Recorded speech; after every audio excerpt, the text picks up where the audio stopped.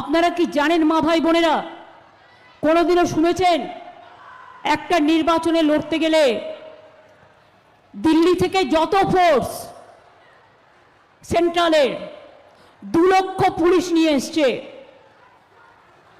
আর আমাদের পুলিশরা ওদের সাথী হয়েছে?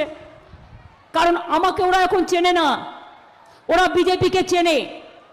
আমি গতকাল শুনলাম কোলাঘাট থেকে রাস্তা বন্ধ করে দিয়েছে, এমনকি প্রেস যেতে পারছে না, বাইক বন্ধ করে দিয়েছে, রেল বন্ধ করে দিয়েছে, রোড বন্ধ করে দিয়েছে।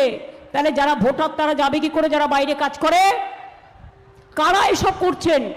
তারা কি ভুলে গেছেন আগামী দিনে এই বাংলার মাটিতেই আপনাদের কিন্তু কাজটা করতে হবে? আপনাদের আমি ভালোবাসি, সম্মান করি, তাই অ্যালার্ট করব যে আপনারা কারো কথায়, কারো মুখের কথায় নাচবেন না, নিজের বুদ্ধিতে কাজ করুন।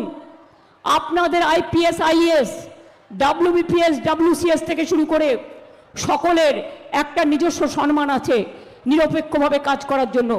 নিরপেক্ষতা বজায় রাখুন।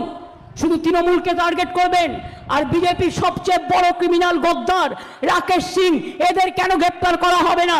শুধু তৃণমূলকে আপনারা টার্গেট করেছেন।